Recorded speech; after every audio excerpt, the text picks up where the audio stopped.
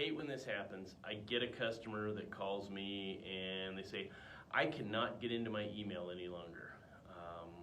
Maybe they had changed a password or they'd forgotten their password, whatever the case may be, but for some reason they just cannot access their email any longer.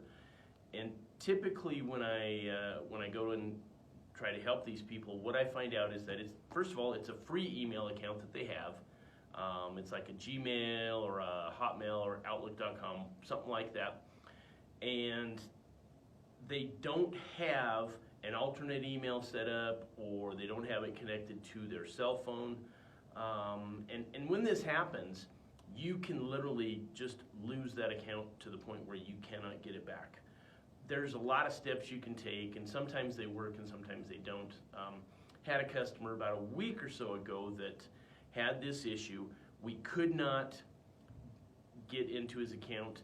It was tied to, the phone number it was tied to was his home phone, and all it would do was send a text message, so we couldn't get a text message because his home phone doesn't do text messages.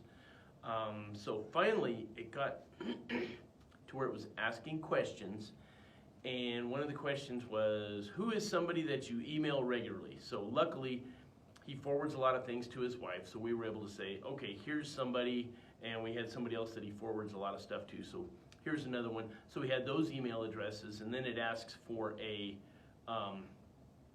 subject line that you've used recently, and because he had sent stuff to his wife, we were able to get into her email and find a subject line, and we were able to recover his account in that manner. Now, if he had just simply added his wife's email address as an alternate email, or added his cell phone as another way of contacting, this wouldn't have happened.